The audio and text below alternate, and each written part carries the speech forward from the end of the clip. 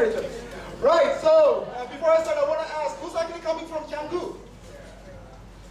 No one. Yeah, I forgot where to look. Anyone coming from Seminyak or something? Or Kuta? Uluwatu? Alright, anyway, we're also good with people from Ubud. My name is Vito, I'm the events manager of Ubud. I'm also running parties called Invasion Ubud. And tonight I'm standing here as the city holder of PechaKucha Night Ubud. Welcome to PechaKucha Night Ubud 28. Right, for people who just came here for the first time, PechaKucha means chit-chat in Japanese. The format is 2020, so 20 slides, 20 seconds, 6 minutes 40 to present your ideas. So it started in Japan for a creative community there to showcase their design or their work. Basically, this format exploits people from going on and on and on and on, and that's why we have 6 minutes 40. And it also focuses on visuals. PechaKucha Night Ubud, we started 28 editions ago. It started by Ubud, a co-working space at Monkey Forest. If you have never been there, come and check out. I'll be there morning and night because I'm no life sometimes.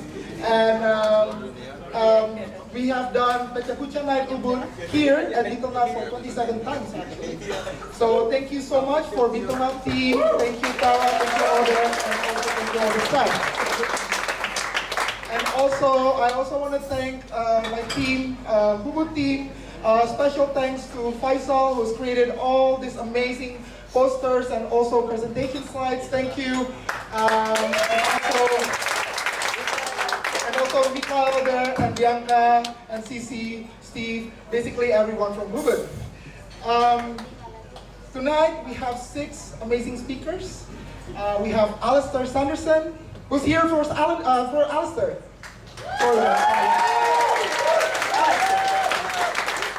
And then we have Daniel Riveong. We have Julien. It seems like we have a lot of fans here. We have Julien Goalabre. We also have Colleen, Schell. And we also have PechaKucha. All right, so let's get it started. First speaker, Alastair Sanderson. Applause.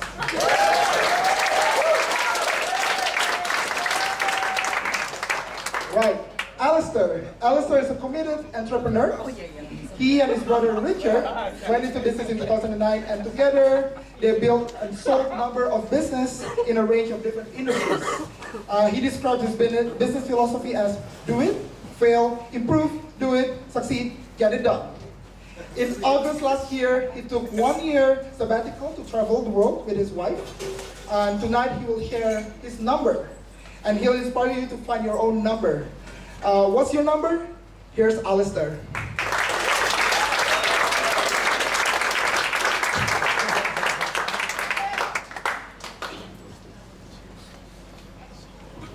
So there I am, standing in the middle of nowhere.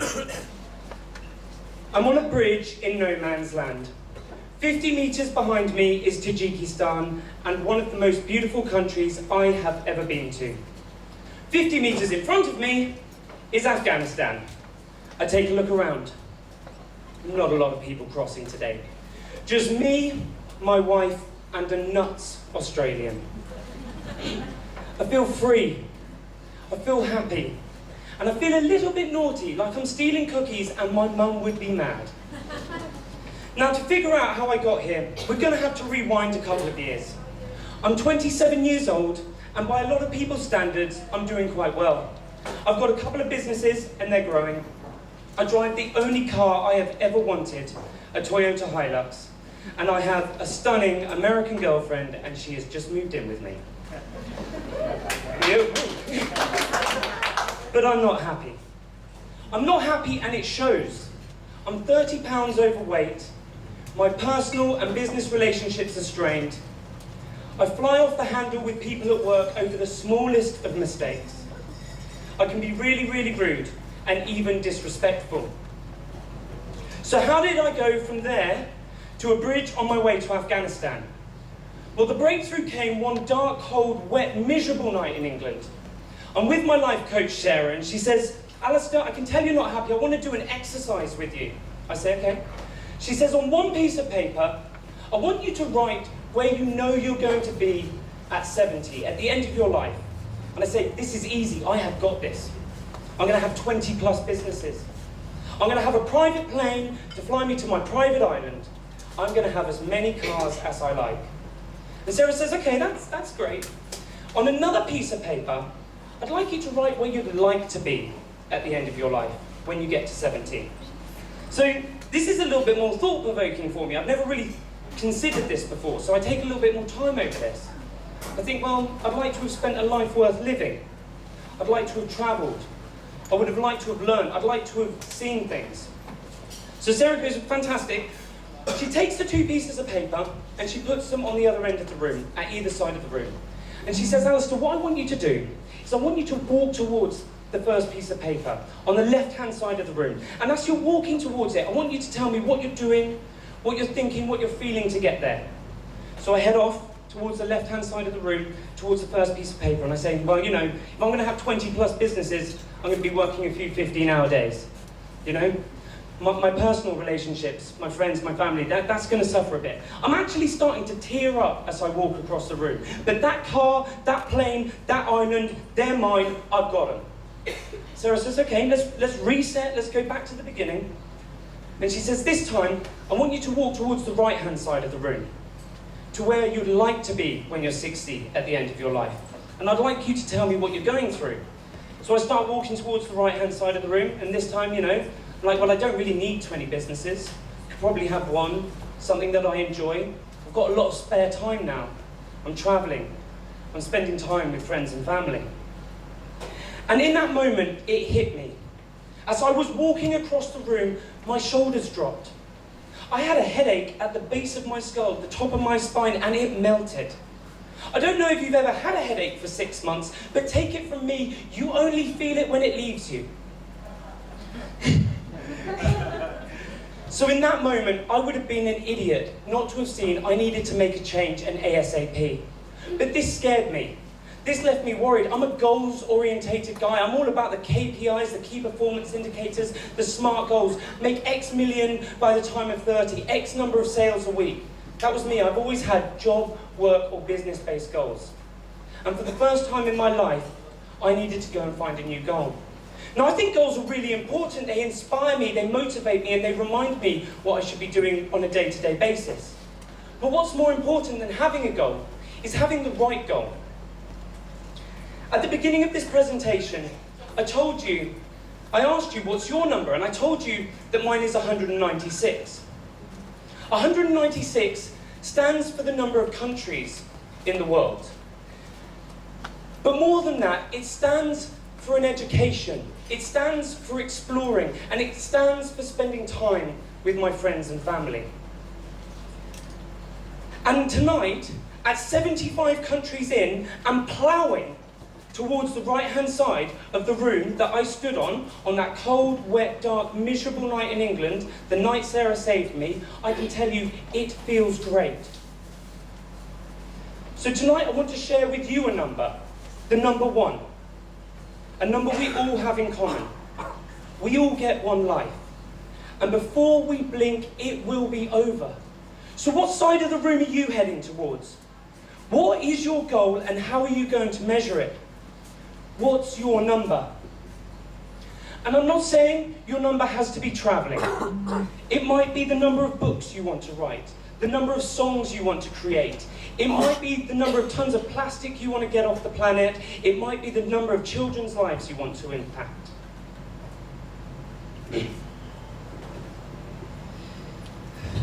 Sorry. And for those of you that think that you have your number, I beg of you to take 5 minutes every now and then and review it. Because the only thing that I can think of being worse than getting to the end of your life without a number is getting to the end of your life and realizing you've been chasing the wrong one. I almost did.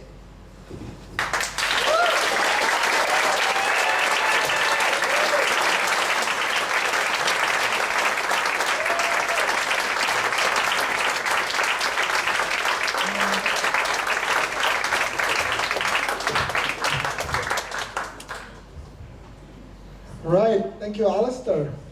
Does anyone have a question for Alastair? I have one. So what's after 196? I don't know what my next goal will be yet, but I do know that I'll find one, and that it will incorporate what's really actually important to me, like I said, friends and family. Oh yeah, sorry, I don't know what my next goal will be, to reiterate, but it will just incorporate the friends, the family, the learning. These are the things that are important. It's less about the countries and more about what that actually means to me and what that forces me to go out and do on a day-to-day basis. Okay.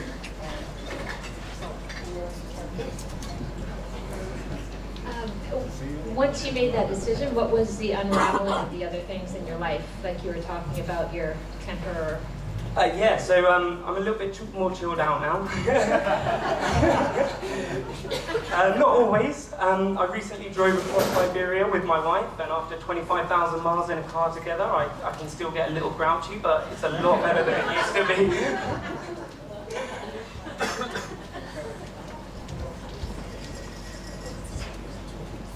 What's your wife's number, Alastair? I don't know. Ann said not her phone number. Do you share the same number? Okay. 65. 66. Yeah. I think that's the number of countries we've made it together. Any other question? Richard.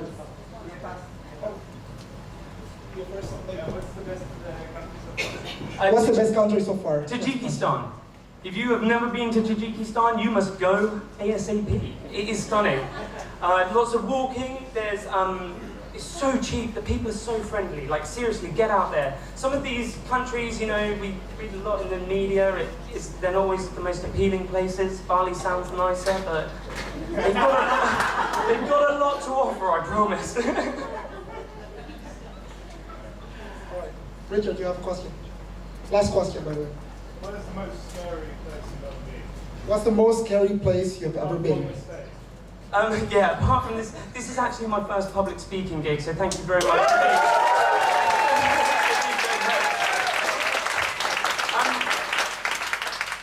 The scariest country I have ever been. I don't know, that's a really tough one. Yeah, maybe Bali. I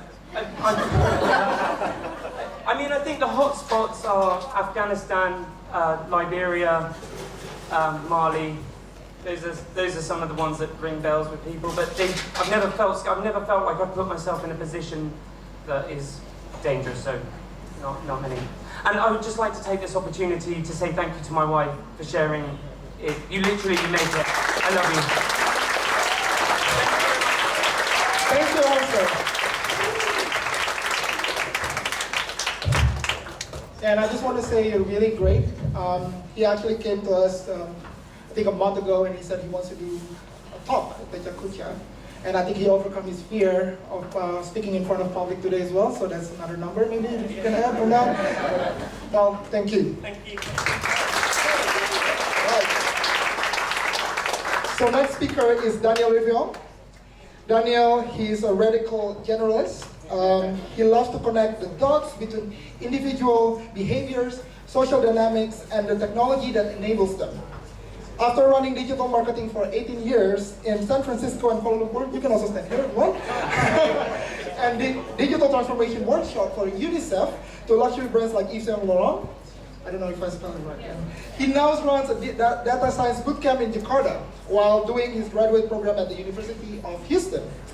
Speaking about automation in Saudi Arabia and its impact to developing countries like Indonesia, here is Daniel.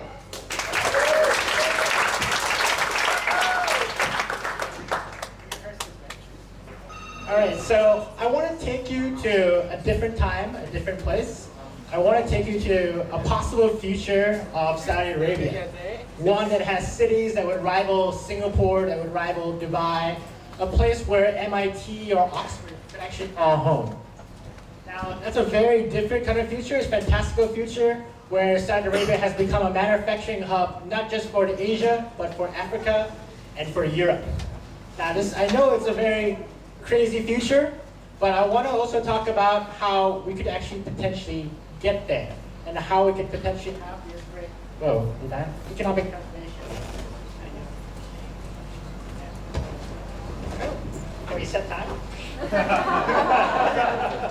20 seconds, I think okay. All right, so I want to talk about how could this happen. Well, for the past few years, I've seen a lot of signals, a lot of things that are happening. There could be signals for this future. And I want to start with actually this last month. The Deputy Crown Prince of Saudi Arabia declared that he wants to put aside up to $2 trillion to transform the economy from an oil-based one to one based on high-tech, biotech, manufacturing, basically a completely new, different kind of Saudi Arabia.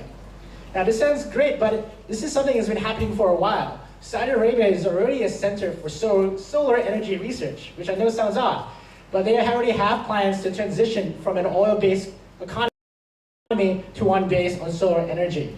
Now imagine what those $2 extra trillion could do to their research, to their transformation. And also think about what's happening in China. China is already developing robots and automation that make it easier to create everything from fabrics to smartphones. Now imagine what happens if Saudi Arabia buys that technology and perfects it, basically eliminating the need for any kind of sweatshop or manual labor, right? Very different place. Now what this creates is what I want to call a Saudi disruption. Basically it's a country with free energy, a country that doesn't need any labor because everything is automated. Now this is great if you're a rich country or advanced country that can afford these technologies and know how to use them. But unfortunately, most of us do not live in Saudi Arabia or the US or Germany. Most of us live in developing countries. We live in Bangladesh or Indonesia or Nigeria. We live in a place that has a very different economic reality than these advanced or these wealthy countries. And what you see these technologies doing is very different for these developing countries. If you go to Bangladesh, there's 4 million women right now working in textile factories. Now what would happen is suddenly there are Saudi robots, or there are Chinese robots, or even American robots that overnight do the same jobs. Right? We can see a complete wipeout of factories across Bangladesh. Then besides Bangladesh, let's look closer to home. Looks like Indonesia. Indonesia is the 4th largest country in the world. We need to create 2 million jobs a year just to absorb all the young Indonesians who are moving from the villages to the cities, that are moving from the schools to the cities. Right? And that's the way it's usually been done. When a country grows, when it develops, what usually happens is people start off being farmers, being factory workers, then being office workers. But in this new reality, in this new possible future, advanced technology will just wipe out that whole entire development model, right? So what are we left with?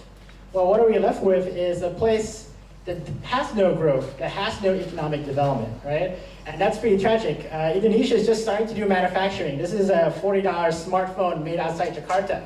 But how long can this factory really last outside Jakarta? Another 10 years? Another 5 years? Maybe it'll be gone in 2 or 3 years. So these are big changes that are happening. Now this is a pretty dire future, but it's not our only future, because the future isn't written yet. And there's still time to think about other ways of development, other ways of growing a country that will provide for economic development and also for jobs for everyone. So I want to look at some examples. I want to first look actually at Bhutan. So I'm not sure if I pronounced that correctly. But anyway, Bhutan since 1970s has focused on gross national happiness, GNP, not GDP. It's a very interesting model that doesn't look at just economic development, but says, hey, we need to look at other areas too. We need to look at the individual, social, and national level of psychological health, of the cultural health. How strong are the communities in the towns that people live in? Now that's a very interesting and holistic model, but it requires the government to basically define and track and be a manager for what defines a human's well-being, right? That's a really big thing. Now let's look at a different model. Let's look at still economic development. I call that the entrepreneurship society. In Indonesia, there's a company called Wobi that wants to put smartphones in the hand of every woman living in a village, in a kampung, and transform her into a buyer and seller for the whole town. Basically, she becomes an entrepreneur or an agent. Okay, that's one idea. If you look at the Philippines, the government has built over 100 entrepreneurship centers. It's like a Ubud co-working space, but for every town, where people can get help on mentorship, on financing, on the legal issues of starting a new business. Basically, the whole plan is to turn the Philippines into a whole startup nation. Now, what I'm trying to talk about here is really that these technology changes are coming, and they're going to impact developing countries, and since most people live there, that's the biggest issue. And the Saudi disruption is one possibility of that. It's not a great one, but it's one possibility of what could happen. But instead of what's possible, we also need to talk about what's preferred, right? So maybe Indonesia can use these new technologies to become an entrepreneurship society. Maybe Bangladesh can use this technology and use it to become more of embrace the concept of national happiness. But whatever that preferred society is, or preferred world is, time needs to be right now, because these changes are happening at this moment. And the whole idea of traditional development is gone now, so we need to find our own route. And it's up to each individual, especially in emerging countries, to find a new path, a new route for development. Thank you.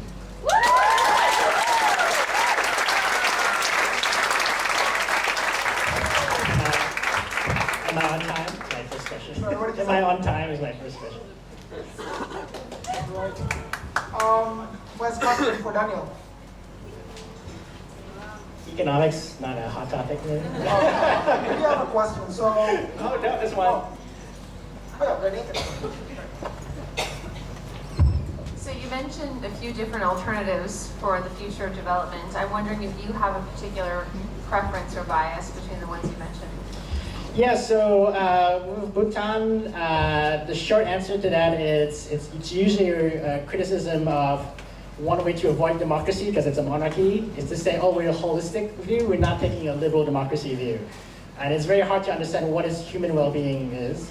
I'm actually partial to a hybrid of like an entrepreneurship model, and also one with like, say, basic income, right? So you need that social safety net, but at the same time, you need to also create opportunities for everyone to succeed. But I'm still working on it. I'm actually working with a government official, actually Indonesian government official at BPS, which is their Census Bureau and Planning Bureau. We're actually trying to develop a model. So that's my big graduate project. Yes, for Indonesia. That's the case.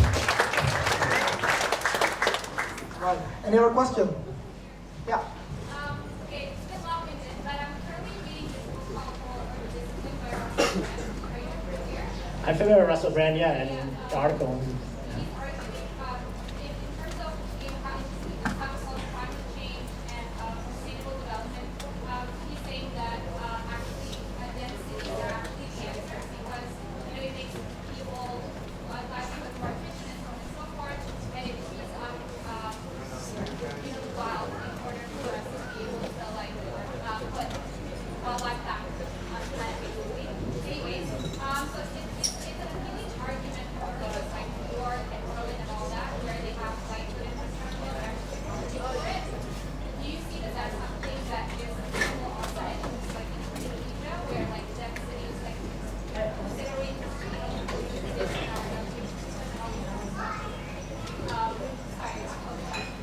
Okay, so the question is whether a model based on like more dense cities with good infrastructure is one way for sustainability, sustained development, and also environmental. Yeah. One, I really like that, mostly because I'm biased. I love big, dense, clean cities, but I've also lived in Jakarta for I don't know, a while now, so I can see the downside. But my short answer is we're kind of seeing that in the private market, right? So Cinemas is making all these not great, but huge cities outside Jakarta, right? They're kind of like second-rate Singapore. When you talk about the environmental pressure, we're not really seeing that as a main driver for government officials. They're not seeing it as driven by, oh, we need to do this because of the environmental issues. What we're really seeing is we need to do this because otherwise, if people don't have jobs, they're going to riot on the streets. So we're really seeing, and that's why I only talk about economic development here, because as far as the officials, at least that I've talked to, the environment is an issue, but it's not real to them because it's happening too slowly. But they're more concerned about the riots and protests, right? Because like just in Jakarta in February, there's a huge protest is labor termination, right? They closed down 2 factories in Jakarta in February, and there's like a whole protest. So that's more real for them. But yes, I do love that model. I just don't know if it's applicable in terms of the powers that be would act on it. Okay, we have one last question. So you're telling us that Saudi Arabia has a $2 trillion plan to completely alter, radically alter its country. Is there any other country in the world that can rival that? And if not, why not? So one, it's very easy to go to McKinsey or any kind of management consulting firm and create these plans. Execution is another thing. So just like the solar energy, they've been working on it. They opened a research center back in 2010. It's all well-funded and it's mostly all foreign staff, so they pick the best in the world, but they haven't been that productive yet. The $2 trillion were just announced last month, so we'll see how true it is. It's pretty radical even for the government. It actually caused a lot of trouble in the government because the government obviously has a huge stake in the oil industry, right? In terms of other countries undergoing transformation, I don't know if $2 trillion can be matched by anyone else. But for example, Ethiopia has a 20-year plan, which has worked very well with them. They have a partnership with China to build all the airports. They have a public transportation city in the capital city. It's a pretty big transformation. And of course, nearby you have Singapore, which has actually a 100-year plan. So they're really invested in the future. So yeah, there are countries with advanced planning. I don't know if I can say you can match the budget. All right, thank you, Daniel.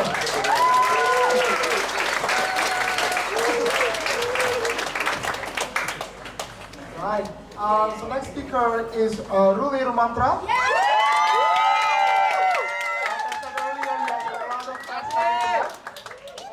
By the way, if you're thirsty, the bar is open, so you can go. There you go. All right, Ruli. Since the first time Ruli came during his school trip, he was right away enchanted by the beauty of this island. He then decided to start a new life chapter in Bali about 6 years ago. He left his job as a lecturer in his hometown Bandung and became a full-time visual artist and jewelry designer. You'll see the jewelry that he's wearing, that's also one of his designs. He also worked for several non-design field organizations to channel his passion in organizing and marketing skills. Speaking about AKU, Asosiasi Kreatif Ubud, here is Ruli Rumantra.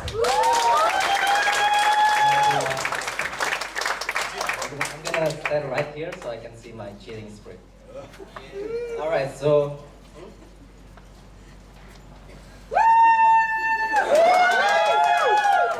okay, that's Megan, everybody. So yeah, hi, my name is Ruli and I came from Bandung. It's in West Java, if you don't know it. I graduated from a visual communication major, and not long after that I became a lecturer. But like Vito said, for my love in this island, I moved to Bali, in Ubud. I don't really do yoga or do, like practical healthy stuff. I just live here in the hope to get hit by a jeep and found the love of my life, like that girl. Yeah, that's me trying to get hit by a jeep with my dog. So I'm working as a graphic designer, also managing some stuff in Ubud. And a year ago, I started my jewelry line. It's called House of Rumantra. The reason why I make a jewelry line is because one day I tried to find a ring for me, and nobody sell a tiny ass ring for my tiny ass finger. So I was like, I'm gonna make my own, right? Like, the inspiration for my jewelry is, I love animals so much, so each collection I take one animal as a muse, as my inspiration, and I dedicate 10% of my collection sales to that animal conservation. But, well, that's enough about me. Next, I'm gonna talk about being visual artist in Indonesia. If the slide can move now, that'll be super great. All right, being visual artist in Indonesia. Indonesia actually have so much talented and qualified visual artists. Unfortunately, this profession is not as appreciated as the other profession, let's say, like Asian doctor or architect, So many of the clients in Indonesia only see us as tools. Yeah, they like to make us use that font to their poster. Yeah, it really happened. And also, most of the client thinks that visual artist is somebody who can just operate Photoshop, just operator basically. So they think they can do whatever they want. Yeah, that's me facing difficulties or clients. In my personal experience in Ubud, I have one client and she refused to pay. And I was like, but I done your project. Yeah, but I'm the reincarnation of a goddess. And I was like, I'm a diva myself. Ain't nobody messing up with me. So based on that background, I have decided to initiate Ubud Creative Association, or AKU, right? It's basically a group of friends with the same profession. And this is a place for us to do networking. Yeah, that's a group of friends. And you know, we can have more clients because we're together. So sometimes you cannot take all the job because you're too full or that's not your field, and that's where we can share the projects. So this is making our clientele is bigger. Also, when you work as a professional visual artist, it's difficult to find a time to motivate yourself or to find a change to express on your personal projects. So that's why AKU projects, one of the AKU projects is making exhibition at least twice a year. And the first exhibition is about Ubud, because we live in Ubud, obviously, I guess. It's called Ubud Kota Kecil. So if you can see it on that map, Ubud is only like my finger, right? Like tiny ass. But it's so crowded right now, it's so traffic, so we try to address that issue through visual. So the 12 of us, the member of AKU, we create these artworks that represent Ubud this day. So yeah, 12 artists, 12 artwork, one makes 12 headache too, because it was 12 designers in one group, right? As we all know, designers have strong opinion about stuff, especially a diva like me, right? So yeah, on our first exhibition, we get 13 letters to work on. So each designer got 1 letters, and each designer is freely to do anything with the letters basically, but to represent the condition of Ubud right now. Because the 12 of us got each unique personal style of design. So that, I guess, what makes the exhibition is interesting. As you can see, it's Ubud. That guy is blocking the artwork over there. It's Ubud Kota Kecil, meaning Ubud small city. I know Ubud is not actually a city, but now what's going on is in Ubud is more than a city, I think, with all the buses and stuff. So that's the full artwork. We also sell merchandise, promotion. So yeah, we're trying to aim at least twice exhibition per year. That's to channel our personal projects so we don't get bored with our profession. And the next exhibition will be on August. It will start in Seminyak. We got an invitation to do exhibition there. And the theme will be Balinese folklore. It's interesting because many of us I love Bali, I love Bir Bintang or whatever, but none of them actually know what is the tradition, right? And yeah, this is what we do on our free time. That's actually really bad image, I don't put that there, I swear. So what else? What else is, other than exhibition and networking, I'm trying to aim to have this community give back.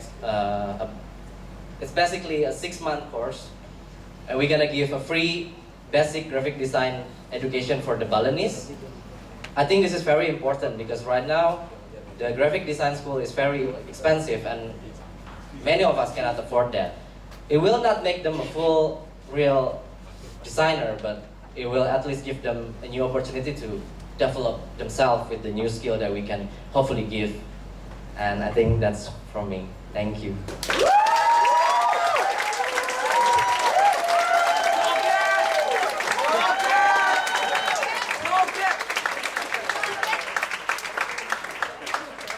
Alright, thank you, Rui. I hear a lot of your group actually there, right? Yeah, that's my group. What's up, Betelnut?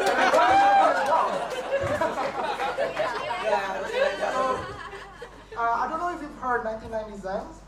So that's a community platform for the graphic designers. So Right. there's like 250,000 people there, graphic designers, and apparently almost quarter of it is actually Indonesians as well. So there are actually a lot of graphic designers there in Indonesia. Yeah, so many. So many. All right. Anyone has a question? Ask me a difficult one, please. Steve. Hello. I have a very difficult question for you. How has the work been received by the Balinese? Right, so I already do some socialization about this education program to Padang Tegal Banjar, to the pemuda. How you say pemuda in Indonesia? To the youth community there, and they are very excited about this, and a lot of them very interested in computer stuff. They call it computer stuff. Yeah. So I think he got a positive response, I will say. Also in Panestanan, my friend already said there's so many people want to join, especially the high school student, and that's great, I guess. Right? But are you gonna start a workshop or something? Yeah, we're gonna start the workshop maybe after the second exhibition, because right now we're trying to focus to bring the name of Aku itself, the organization itself, bigger. So we got more credibility, we got more, we got more review and stuff, and hopefully more supporter. That'll be great. What we need is a free place that we can use to give education. And how many people can you have in the so far? Roughly 20. 20. Yes. So you still have. So that's gonna be like short curriculum thing, like 6 months. It's gonna be basic concepting, basic computer skill, basic drawing, and also I think one thing that's very important that I'm gonna teach to them is how to prepare themselves for a real work life, like creating CV, how to dress up on an interview. Because believe it or not so many young people here knows about that. So yeah, I'd like to share my knowledge about it. Alright, there's a lady over there. The lady over here is dangerous, I'm telling you. She wants to ask a question. So, I always find that visual arts or creative arts is a jalan for transformation Right. and for communication. So, if you're able to gather large groups of young Balinese, is it possible, with the support of the community, that also you would be able to teach them through the arts ways of maybe entrepreneurially working together and creative thinking and kind of getting out of patterns, but understanding their patterns and reflecting on their history and their culture, but bringing those patterns forward. Yeah? So what I'm curious of is I think there's a phenomenal opportunity for the younger generation to actually grow through the arts, and I'm wondering if you need some outside support for that, and what you're doing to gather community support that can support you in creating these opportunities.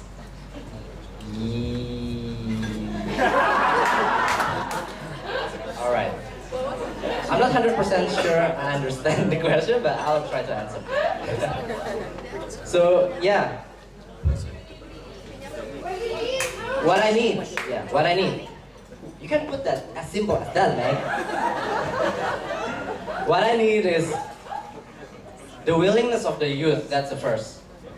I mean, I can have the place, I can have a free 10 computers set up for them, but again, their willingness is, I think that's the first big step.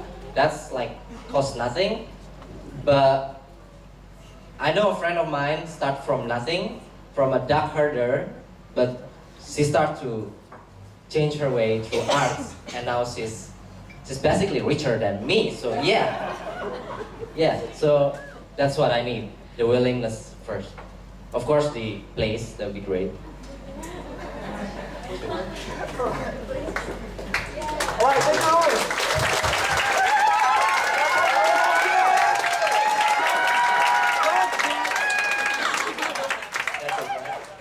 Thank you. Thank you. All right. Hey. Our next speaker is not on the list. So if you've been to PechaKucha Night Ubud 27, Bali Spirit Festival, we had one woman who stood here on stage and talked about the activities of the communities here in Ubud. We tried to convince her to come back to speak for 6 minutes 40, but we failed. But tonight we managed to get her to come back on stage again. She's my lovely colleague, Cici. She will speak about some events that is going to happen in the next Hi everyone, have you been enjoying PechaKucha so far? So yeah, before I'm going to be speaking about Ubud, I want to say hi first to Steve Monroe. He's over there and he's the co-founder of Ubud. Hi Steve. And so yeah, Ubud is, as Vito was saying, we're the co-working space, the first co-working space in Bali, and we are the organizer of PechaKucha. This is our 28th PechaKucha, and also as Vito was saying, I'm not even supposed to be here. I was there last PechaKucha because Steve was not here, but Steve was here today. So I was like, Steve, it's your turn. I mean, don't get me up here because I will pass out. And he was like, it will build characters.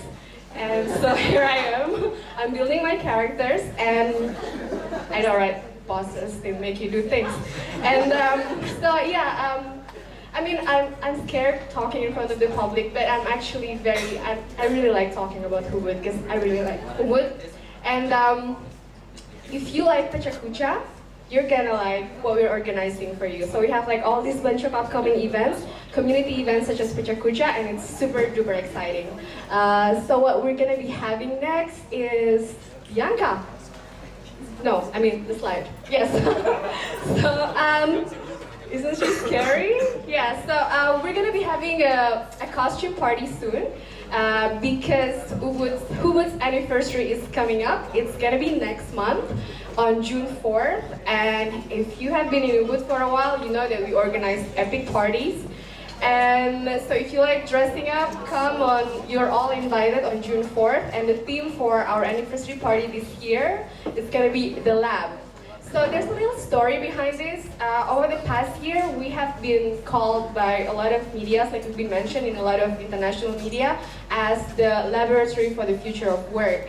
So we thought, I guess that's the formula for a party. That's it. That's the lab. And so basically, for this year, we want to invite you all to come, and we want you to come dressed up as your most experimental self. What that means can mean anything. You can dress up as a mad scientist, as hybrid animals maybe, or new age Tesla, or test tube, anything. Just come, bring yourself. It's gonna be fun. There will be drinks, food. It's gonna be awesome. So yeah, save the date. It's gonna be June 4th. And then next up, we also have Startup Weekend Bali, and this is really one of my favorite things in the world.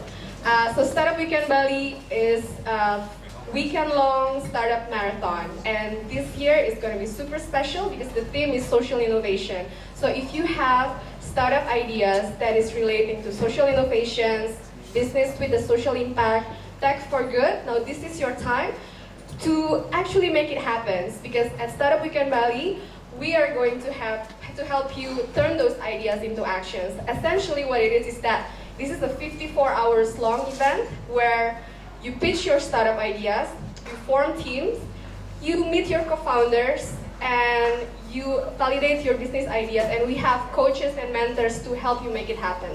So essentially, we're gonna help you launch your startup in 54 hours. And so the tickets are already up on sale. We actually just finished our early bird tickets, but because we really, really love you guys, and we want to thank you so much for coming in here and joining us here at PechaKucha. We open early bird special ticket just for tonight. It's gonna be 750,000 for all 3 days, 3 meals, all drinks and also snacks, but also all this experience, actually making your idea happen. So if you want to join, you can talk to Vito after the event. And then next one would be, yeah, so we just recently launched a new type of membership. It's called the Night Owl membership. And Yeah, Steve has been practicing that all morning. So yeah, the Night Owl membership is basically for people who like to be working at night. Maybe you have clients in different time zones, or maybe you just like to be in a quiet, calm environment and it just makes you more productive. So we just recently launched this. Essentially what it means is that we are giving you unlimited hours to work at Ubud at night at a fraction of the cost. It's actually half of the price of our normal unlimited membership. So it's definitely a deal. Yeah, I guess that's all. Thank you so much for you being here, and I hope enjoy the rest of the PechaKucha. Right, that's easy. I just want to add the night membership is actually for night and the weekends as well. So you can come at night and then also in the weekends. All right, thank you. Yeah, weekend the whole day. Yeah, from 8 to midnight, and then we open again on Sunday from 8 to midnight. Right, so next speaker, Julien. Is Julien here? There you go. Right, applause people. Julien is passionate about giving exposure to purpose-oriented organizations. He is the co-founder of the festival Trash Talk, which will take place in Denpasar this June, right? In July, sorry. And he's also helper at the Foundation. Tonight, Julien will speak about water crisis in Bali and what we can do to reduce the impact. Here is Julien. Hi. So, water is essential to life, regardless it's humans, nature, the environment, or animals. I grew up with this guy, and he told me a lot about how precious water is, and we even go up to the moon, and every planet is like, did they find water yet? I first came in Bali as a ignorant tourist 3 years ago, and I was enjoying all the activities such as rafting, canyoning, just laying down by the pool and having my cocktail and taking long shower. That was a really great time. But I love the rice fields in Bali. Like everyone comes from that, and this is right next to here. And this is green. Sitting on top of water with fountain, relaxing, drinking my cold bintang after a hot hike in the rice field.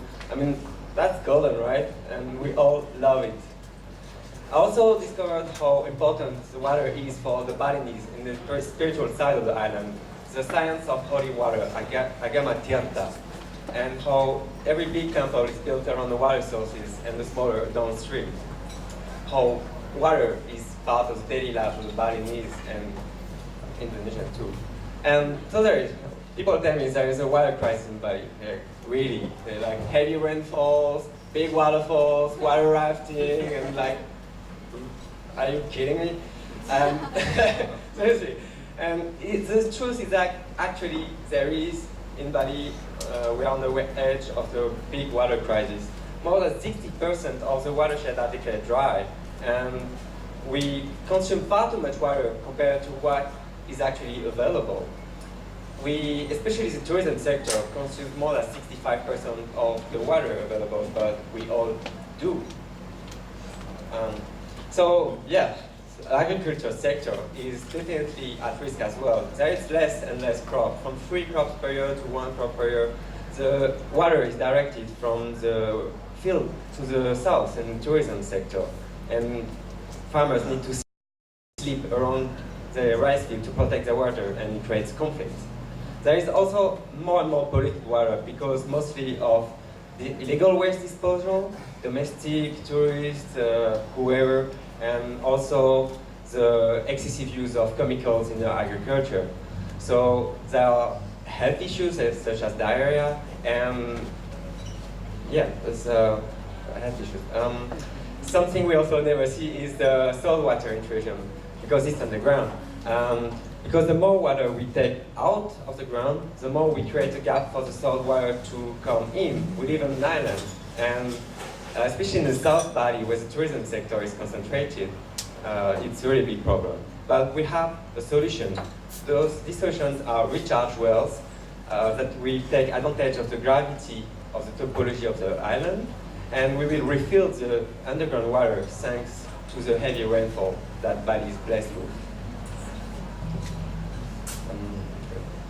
Though this is a simple solution implemented already in Central Java or even in Denpasar, Central Denpasar. It's only a hole, right? It's a 6-meter deep well with a 1 meter large and a natural filter made of sand and not stones. So we make sure that the water is clean than when we fill up in the ground. So with this system, we will make drinking and consuming water in Bali sustainable again. We will block the saltwater intrusion and we will repair the damages that we have already done. So then, what is the business sector doing? Like for the moment, as Daniel said, they're like, nah, it's not my problem, but they start to adopt water reduction practices, but this is far than enough. We need to refill the water. Otherwise, it's going to be a major economic crisis as well. People will lose a job, and Bali will lose its water excitement. I will not be doing rafting anymore, for sure.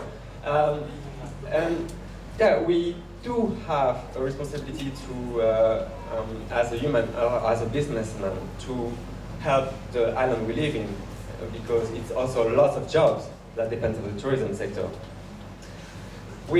But we choose to ignore it, or when we know it, we pretend not happening just yet, and it's not really my problem. Or also, it's really fun on Facebook. You can see like, it's the fault of the tourists, it's the fault of the Balinese watering the road in the middle of the day when it's very hot. It's everyone's fault, not mine.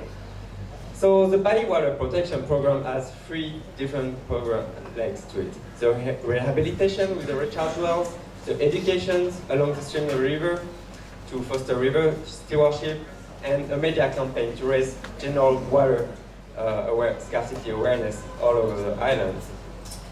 So the Adopt a Well program aims to build or rehabilitate 136 wells around the island, in Bali as well, in Bali, but also Nusa Penida, Nusa Ceningan, Nusa Lembongan.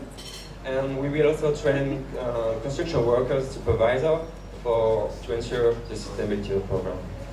We'll adopt a river to go into schools alongside the streams, especially at the mouth of the river, to distribute comics about ecology and water and teacher aids for the teacher to keep the work when we're gone.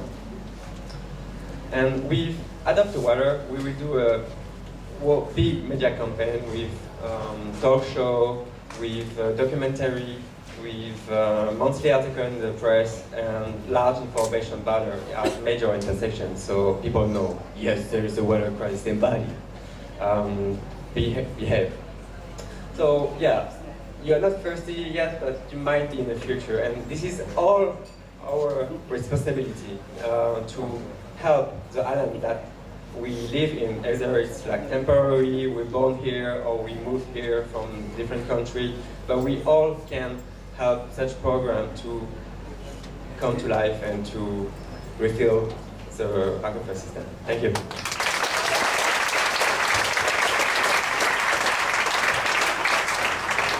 All right, thank you, Julien.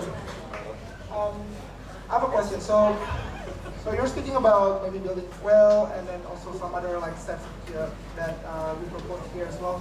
But most of the people here that attend this event, they're probably coming here for a short time, maybe like from 2 weeks to only 3 months. What can they do? What are the initial steps that they can take here to prevent Bali from having water crisis? Obviously, it's not being an ignorant tourist like me, and like even if the open shower are really enjoyable, you know, enjoy the sky, maybe like it's hot shower, it's like the garden, and it's very beautiful. But this is one first step.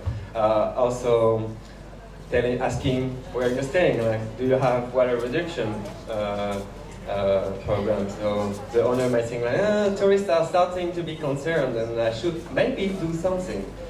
So that's also something we can all do. And if you have a house, there are systems of collection water, not as a big well like this, but home harvesting for the water. Other question? Yeah.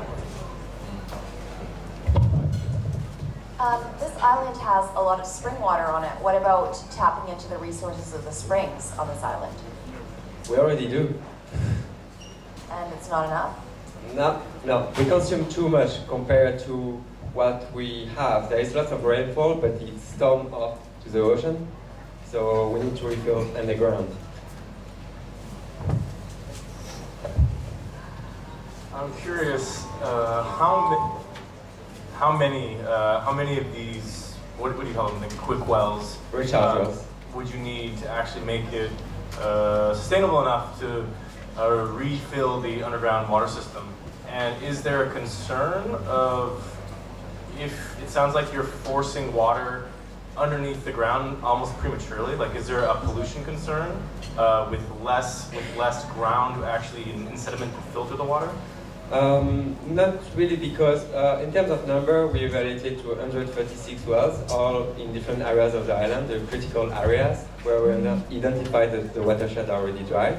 And we have those, in terms of pollution in the ground, we have those filters that we will use to make sure that no chemicals or trash go back underground. There is no, the aquifer is already there, it's just like an empty gap that we refill. Answering your question? All right, last question. I can't help but think that creating more water is like creating bigger roads. The more water you have, more you'll consume. How do you see the government, is the government doing anything in form of regulation to try and stem that flow to these areas? There is a regulation, but often it's not necessarily enforced. There are like water taxes that need to be paid by the hotels, for example, but lots don't declare it, so they don't have to pay for it. But there is a rise, increasing concern from the authorities, as Daniel explained earlier.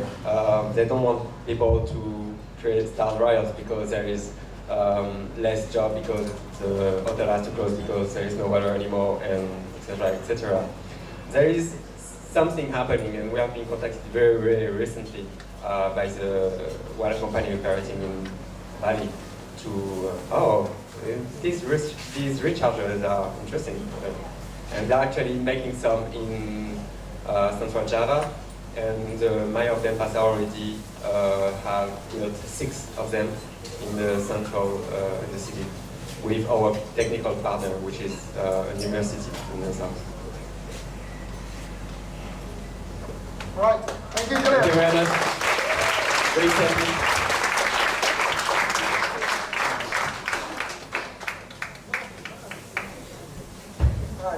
Looks like I'm gonna read something, but it's actually not. So the next speaker is Colleen Schell. So Colleen is the founder and creator of the online training company called The Leadership Revolution. She trains and coaches leaders to lead through their values and use their voices courageously so they can make a difference to make and help transform the world. Tonight she will share her very personal journey of learning how to love more deeply, really, and honestly through connecting with lovers for short but powerful periods of time. Here is Colleen.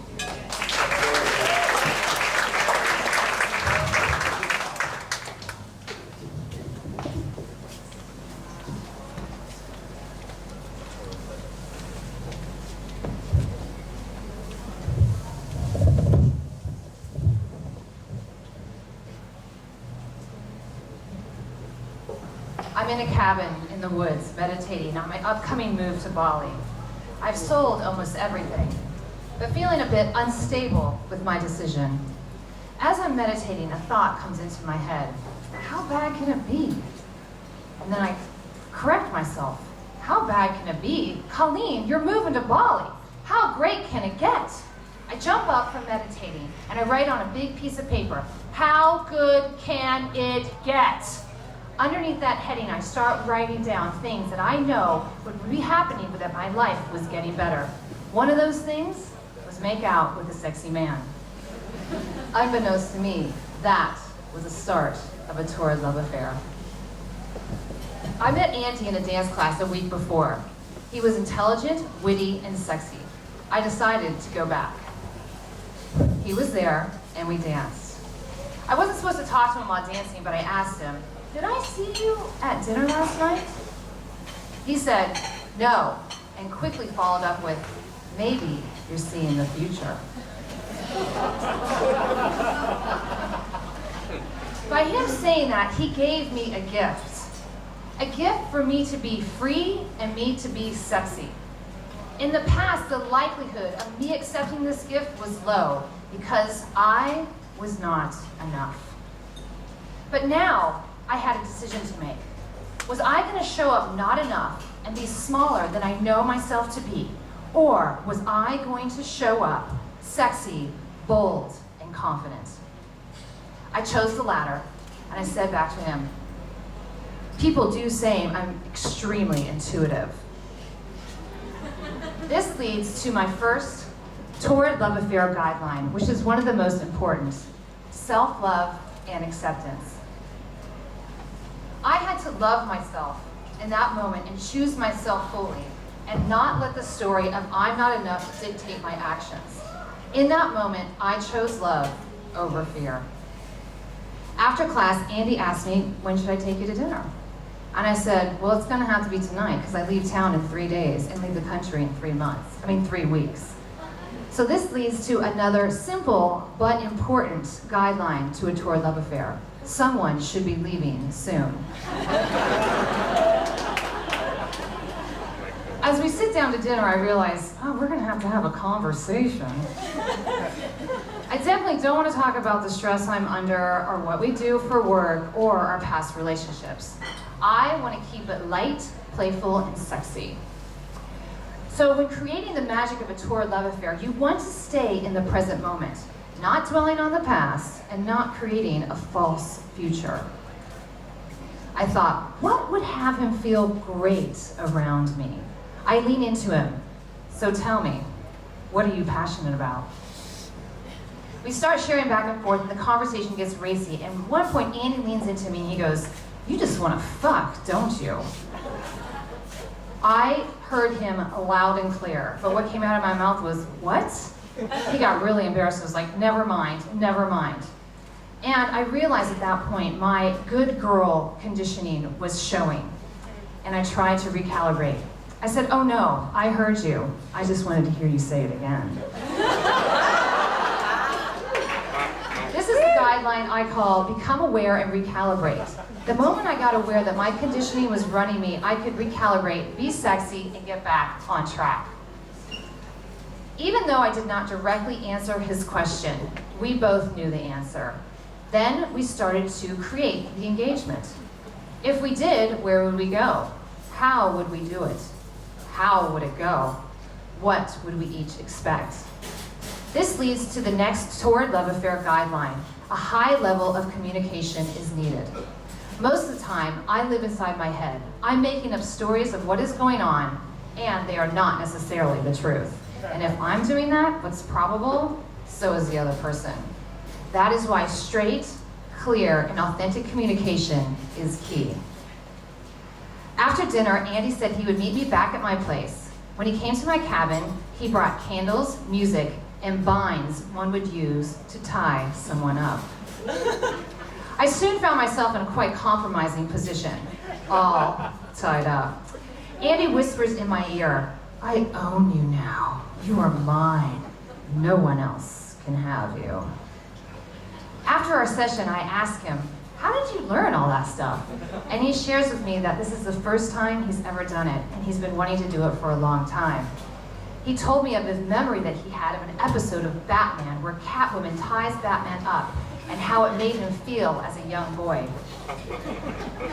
That evening, Andy took risks and explored his edges, an uncomfortable but beautiful guideline to creating a Torrid love affair. The next evening, I show up dressed up like Catwoman, and I dance for him. I felt crazy.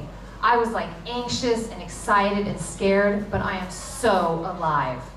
And he was awestruck. I called him Batman and tied him up. We laughed and laughed until I pressed my hand firmly on his chest and said, "This is no laughing matter. Don't you see what's going on here?" I own you now. You are mine. No one else can have you. When my cat costume had been stripped off and Andy had been untied, he made the most endearing offer to me. Can I dance for you? Shocked, I'm like, please. As he danced, I actually began to cry. I thought, it could never stay this way. This innocent, this playful, and this free. And again, I caught myself and I said, says who? Maybe I am the one who decides. Maybe it's me that is the source of my life and my experiences. Maybe it can be this way forever because I say so. I start to laugh with delight. Andy finishes his dance, I clap, and I look at him like he's the most amazing man in the world. He jumps onto me, looks deep into my eyes, and says, has anyone ever barked into your pussy? No. He said, oh, poor baby. As he went down between my legs, the vibrations from the most masculine bark spread throughout my body. And I thought to myself, how good can it get?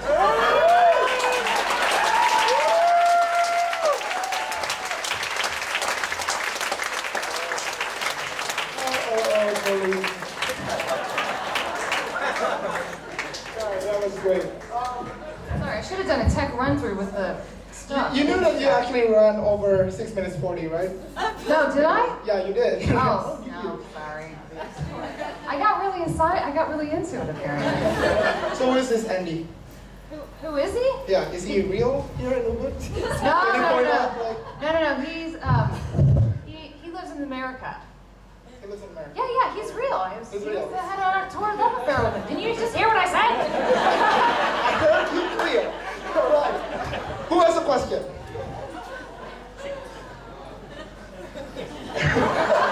Silence falls over the room. We have a question there. Yep. I mean, we stayed in touch, but at the end of the day, he got a girlfriend, and so that was the end of that. What's that? Yeah. Kat. So, do you think it is possible to have that intimacy last more than 3 weeks? Do you think it's possible to have that intimacy less than 3 weeks? Yeah. More than 3 weeks. So that's the promise. So this is the beginning of a book that I'm writing called The Art of the Torrid Love Affair. And so that's the promise of these guidelines and this framework, is that it gives you access to actually having this kind of passion, this presence, and this beautiful, deep love for each other for a long period of time. The longest I've had it for was 9 months. So, I mean, it still needs to be tested, and if anyone would like to test it out, not on me, I mean with each other.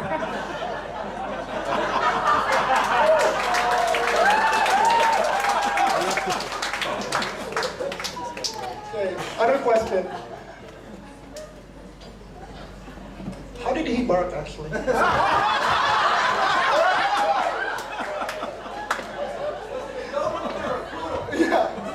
It was a Doberman. Any questions? So many questions. So many questions. You can talk to Colleen after the show. Yeah, feel free to talk to me afterwards. Thank you.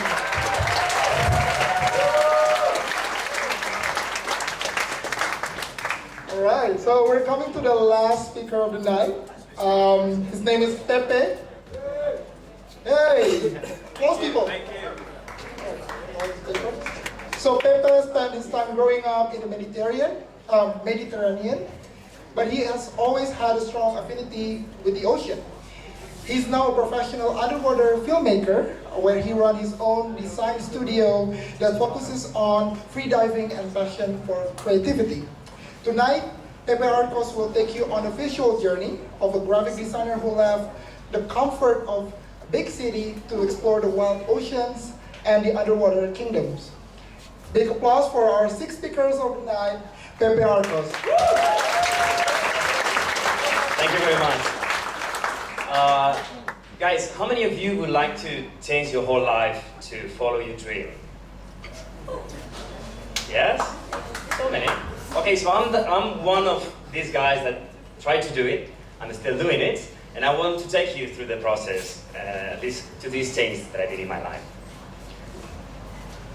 Okay, this is me around 5 years ago. I'm in Madrid, my city, in Spain. This is my design studio. I was running this studio for 9 years. I was a successful graphic designer working for government, big brands, so my life was going well and I was quite happy. And I'm gonna show you a little bit what I was doing at that time. Okay, this is kind of the work that I was doing as a graphic designer. I've been into this work for, I don't know, around 17 years of my life, pretty much like half of my life, even more. So I've been working for big brands, designing all these brands, defining the strategy, the visual strategy of important websites.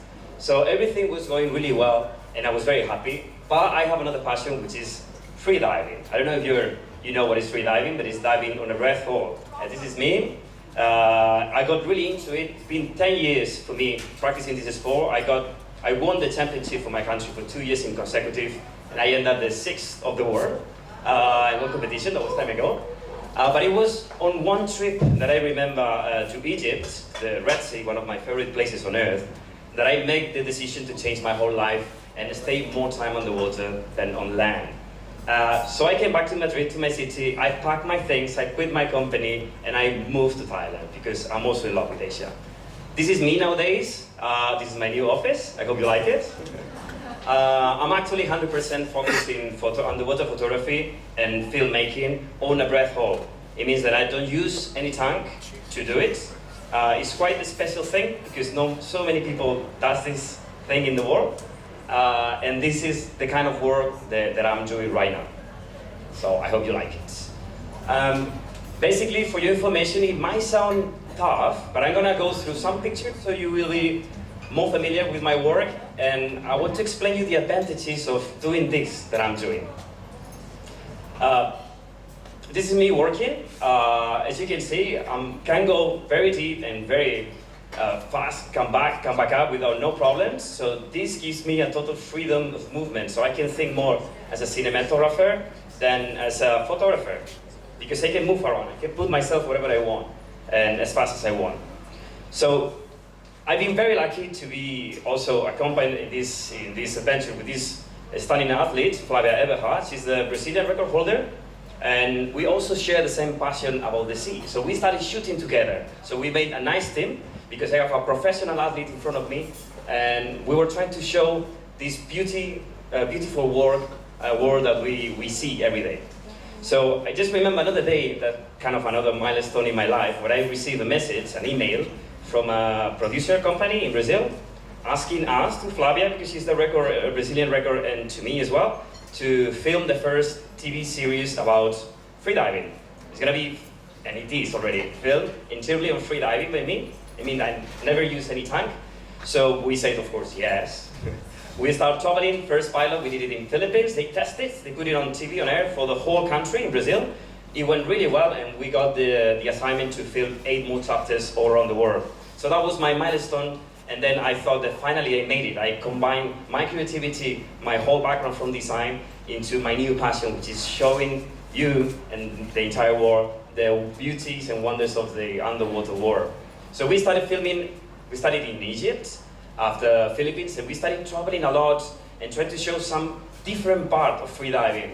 Not only the sport, not only the records, but the exploration, to show how the oceans look like for us, and how this new way of being related to the ocean is for everybody, and it's just wonderful. The most interesting thing about these trips is that we were also looking for this location, but looking for big encounters with animals in this fragile way, which is, again, by holding our breath. It means that we are in the same world. We're sharing the same world with a respectful perspective, of course, and distance. Back again.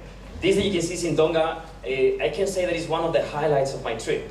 I got very emotional when we had the chance to dive with these big animals, the humpback whales. I don't know if you heard about that experience. They were telling us, to the team, that people that goes to dive with them, just to swim with them, they start crying. And imagine yourself be diving in an ocean, crystal clear waters, surrounded by the sound of the whales everywhere. So this was my last decision. Then I was right in changing my life. This is what I want to do. This is what I want to show. And also this is what I want to protect. Because now our message is about awareness about the oceans. You know, it's one place on earth that we don't see. So I want to use my talent, my creativity to show this fragile environment and also give an awareness message behind.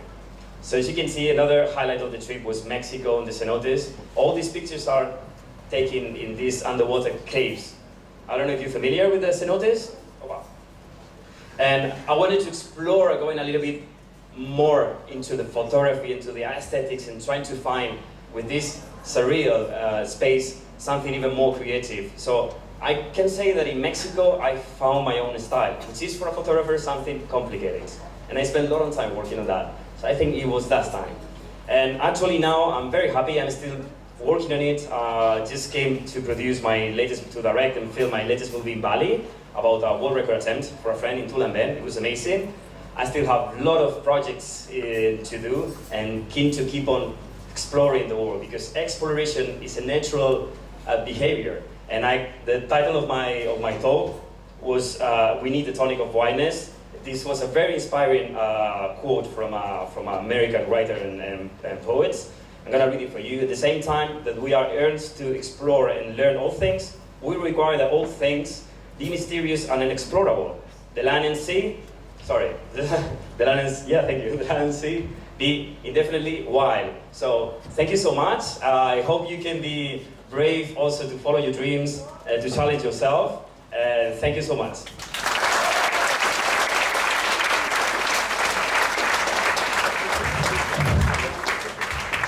Thank you, baby. Those were really amazing photos. Maybe because of the lights, color changed a bit, but they can actually see some of the works later in the picture, right? Because you're exposing these images. Where? Thank you, Vito. I'm gonna have my first exhibition. I'm quite excited. It's gonna be in July at Deus. You know Deus Ex Machina in Canggu? So they really like my work. It was impressive because of the venue and the amount of people that goes there. And they also like the sea for surfing, but they like the sea. So they were quite impressed, and they offered me to take the gallery. They're gonna play my movie, so they're gonna host a full collection of my work there. It's gonna be the first time, so I invite you all to come, please, join me, and I think it's gonna be awesome. Anyone has a question?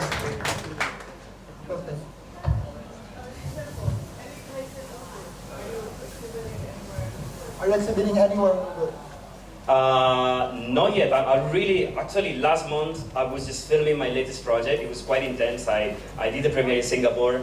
I'm now working on this exhibition, and I'm kind of starting. I'm gonna stay in Bali for a while. That's kind of my base camp so far. Indonesia is huge for me, and it's full of projects on conservation that are gonna keep me for a while here. And I don't know, I'm sticking with these guys. Maybe we can do a screening of a movie. Yeah, we're gonna speak about it. So speak after this as well.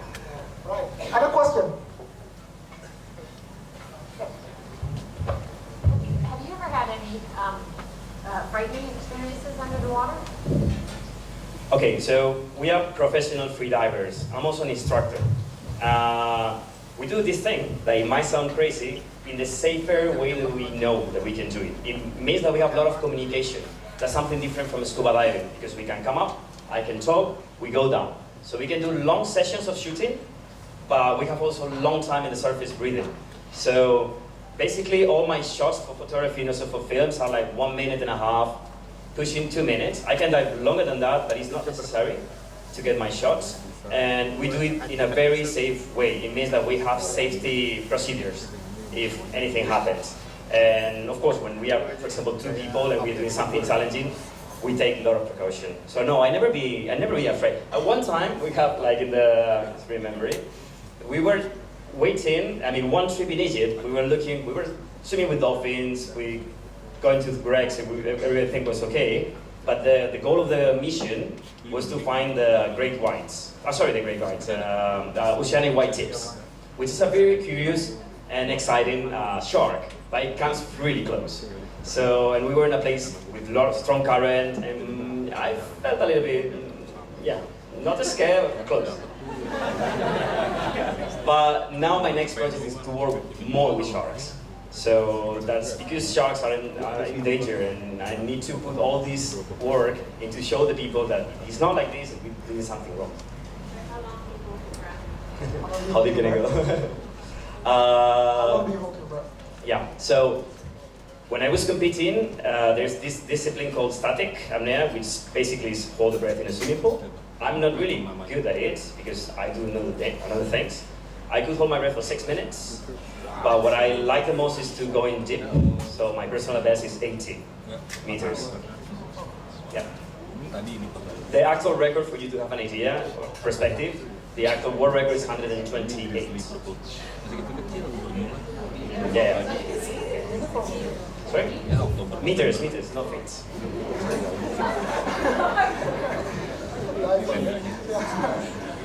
Yeah, I could die too. What's the most beautiful spot in Indonesia that you have? What's the most beautiful spot in Indonesia? Still for me, totally unexplored. I had the chance to dive in Raja Ampat. That was amazing, especially in contest with mantas. Here in Bali, Lembongan is a place that I have also in my heart. It's beautiful outside of the water and underwater. But I don't know, we have so many places, Bunaken in Sulawesi, we have so many places, Komodo, and still need to spend more time here. Last question, anyone? Yeah. With your photography, do you have a vision in your mind of what you're going to shoot before you enter the water, or is there a combination? With your photography, do you have a vision in mind when you're starting to take photos, or before? Yeah, so I think this is a good question for me. Actually, I think, of course, yes, and this is what I merge both worlds, from design and all my background on composition and aesthetics with the underwater possibilities. So yeah, I have a lot of intention when I go in there. Also because I need to go down, put myself in the right place towards the sun and towards my models, and take different shots. So I work a lot on it. So I'm trying to bring a new perspective into the sport, because when I started, everybody was like, underwater photography has no future, it's just blue pictures, fishes, and something like that. I think we can go farther away and do something a little bit more, in the level at least, the artistical pictures that we can see outside of the water. Also, I have different references, because all my reference comes from classical art and photographers, like normal photographers. So this is my main inspiration. I'm trying to bring this beautiful image that I have from Sebastián Salgado, all these amazing photographers that I follow, into my world, and try to find my own language. So yeah, that's my main effort. This is what I talk about when I try to talk a little bit about this style. Finding your own style is exactly going from this perspective, with this kind of light, and shooting in this style. Right, thank you, Pepe. Thank you very much. That was the last speaker of the night. Thank you for coming. If you want to speak at the next PechaKucha, the next PechaKucha will be on August 30th. So you can start sending an email to me, to events@ubud.org. We're also looking for a speaker for PechaKucha Night Ubud. CC maybe didn't mention, so we're running this event. That's bi-monthly, so we're talking about business failure. So if you have any business failures that could inspire people, you can contact me. The next one is going to be on July 21st. And the next one is, of course, June 4th, and the next Invasion Ubud will be on June 11th. Thank you so much.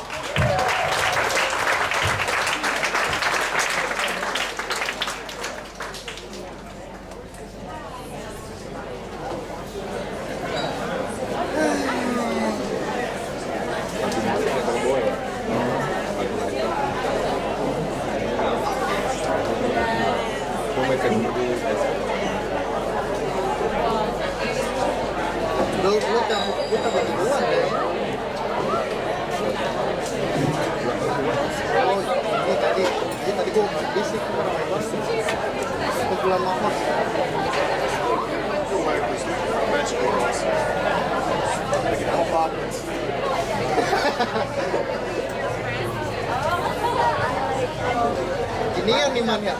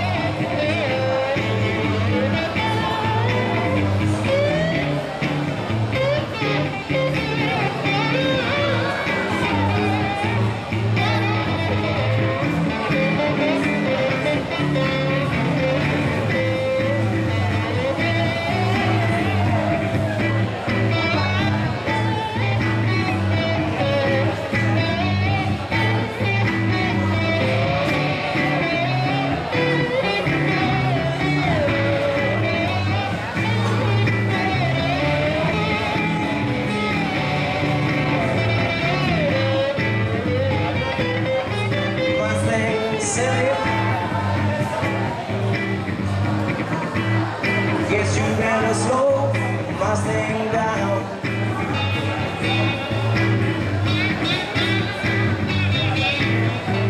Mustang, sorry, no baby. I guess you better slow Mustang down.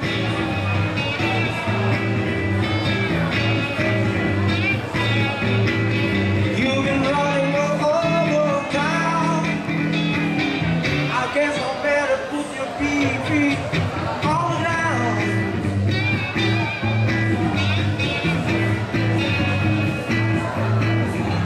All you want to do is ride around silly, right. All you want to do is ride around silly, right. All you want to do is ride around silly, right. All you want to do is ride around silly, right. One of these early mornings, all you wanna be wiping your weeping eyes. Oh yes you will. I bought that Mustang of 1965. Now you can ride fine there. You don't want to let me ride. I guess you better slow your Mustang down.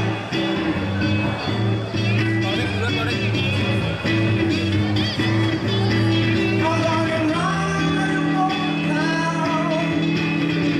Oh, I'm gonna put your feet on the ground.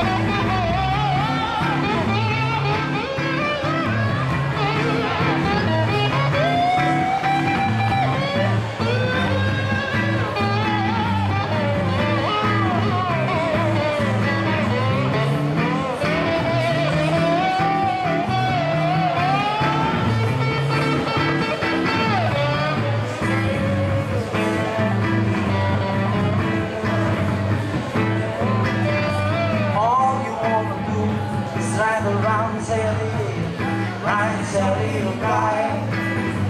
All you wanna do is ride around Sally, right.